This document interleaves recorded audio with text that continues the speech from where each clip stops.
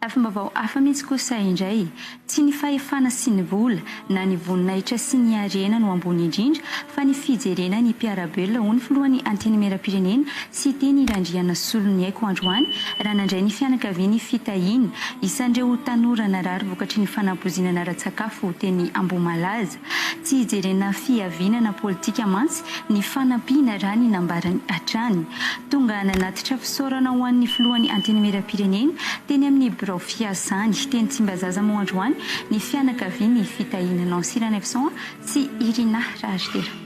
Efa nindaosy ny fahafatesany nomena zoky ny fitahiny tamin'ilay raharaha fanapozinana ara-tsakafo tany Ambomalaza ho ny iray be ny fitahiny isan'ireo tovolatratra ny fanapozinana androany raha tonga nisaotra ny filohany anteny meram-pirenena sy teny randriana soloniaiko tamin'ny fiantohana amin'ny fitsaboana any fitahiny. Rozabe tokoa no niasa tamin'ny fianakaviana satria ny zokon'ny ny fitahina ny nomena dia anisany ireo zaza zay namin'nyay tamin'le raharaha roza be tanga tany Ambomalaza ka izy toy zany tokony nanaraka an'izay lalany fahafatesan'izay ko raha tsy teo ianao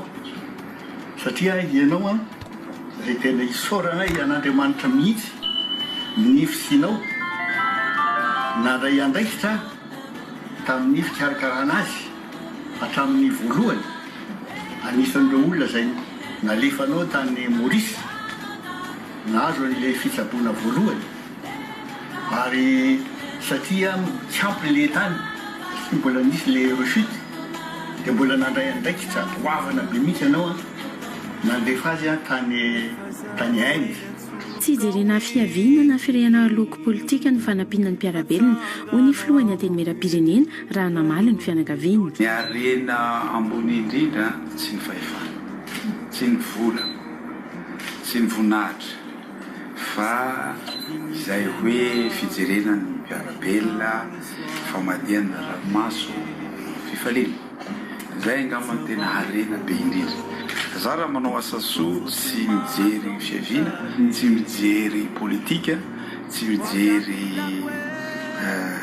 firehana fa rehefa voakasoka kosa foko manao zay azoko atao. Na mafisy ny fanavitany fanamboarana villa raha ny vola lany fa mihoatra lavitra amin'izany ny ain'ny fitahiny izay avitra soamantsara ho izy teny randriana solony haiko. Dao fa alefatsika ny Maurice. Tonga tao Maurice ny tsaboana tao tsy vita ny Maurice tsony be tany ihany no namboarina ny visa sy ny ina nalefa tany Inde. Firy volana tany Inde roa volana sy tapany tany Inde. Za tsy teny aminareo ohatrina vola lahy mety navitako vila angamba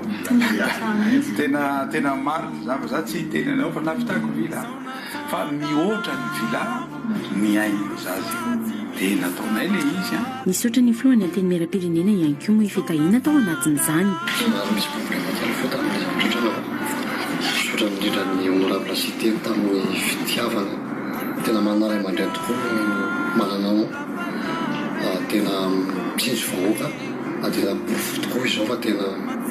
tia vahoaka izy porofo tamin'ny dia misaotra indrindra honorable cité tamin'ny fitiavana fa tena tsy voavalinay izy. Tsy ahivina moa fa isan'ireo tanora narary vokatry ny fanapozinana ara-tsakafo teny Ambomalaza nandritra ny fankarazana Tsingetona amin'ny Fenoasina ny 14 Jona 2024 fitahiny. Efa isan'ireo 4 menadano tsaboina tany Maurice fitahina ny volana Septambra 2024 saingy noverina nody atandrazana noho tsy fahampiany teo ampelantanana ary nanohy ny fitsaboana tao amin'ny hôpitala JRA raha tsy ahivina. Ny volana Martsa 2024 anefa niverina septra sy narary mafy indray fitahiny. Ny 3 Martsa 2024 no nanao antsoavo ny amin'ny fitadiavana fanampiana mba hahafahana mitsapa ny fitahina ny velana ny evasanina andreniny. Tonga teto Madagasikara moa izy ny alahady 7 Jona lasa teo rehefa nanaraka fitsaboana tany Inde nandritra ny 2 volana mahery. Androany 9 Jona 2024 no vita tanteraka ny fitsaboana ny fitahina teto Inde tao amin'ny Apollo Concert Hospital tena bety. Vizy fagnana vaoningaiko etona zay dia manao fialatsiny fitahina satria mbola tsy afaka miteny mafy izy no ny chirurgia izay natao taminy fa ao anatin'ny telovolana kosa izy a mety izy izay fivoaran'izay mandinganao somaro volao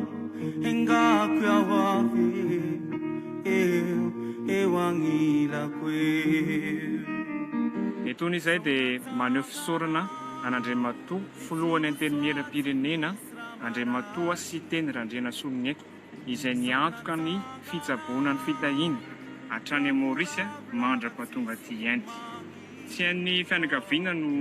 tsy saotra manoloana izany zava-dehibe nataonao taminay izany ary Andriamanitra manakaream-pahasoavana ny Tompoko amaly fitianareo indrindrandrindra ny mpiara-miasa izay nikarakarana tanteraka manery amin'izao tontolo izao mihitsy aza. Sotra indrindra rava sy tena Solonyaiko fa lehibe tokoa ny fitiavanao ary teny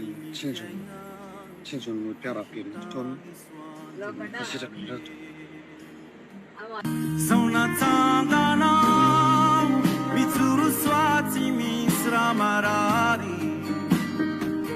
zao natsanganao ravoravo lava tsisy tomagny. Afambavao hafa mihitsy kosa indray tsy ny fahefana sy ny vola na ny voninahitra sy ny harena no ambony indrindra fa ny fijerena ny mpiarabelona ho ny filohan'ny antenimieram-pirenena sy teny Randriana Solonyaiko androany raha nandray ny fianakaviany fitahiny isan'ireo tanora narary vokatry ny fanampoizinana ara-tsakafo ho teny Ambohimalaza tsy hijerena fiavinana politika mantsy ny fanampiana raha ny nambarany hatrany tonga nanatitra fisaorana ho an'ny filohan'ny antenimieram-pirenena teny amin'ny fiasany teny Tsimbazaza moa androany ny fianakaviany fitahiny Nancy Ranefson sy Irina Rajdera. Efa nindaosy ny fahafatesany nomena zoky ny fitahiny tamin'ilay raharaha fanampoizinana ara-tsakafo tany Ambohimalaza ho ny raibe ny fitahiny isan'ireo tovolatratra ny fanampoizinana androany raha tonga nisaotra ny filohan'ny antenimieram-pirenena sy teny Randriana Solonyaiko tamin'ny fiantohana ny fitsaboana any fitahiny. Ozabe tokoa no niasa tamin'ny fianakaviana satria ny zoko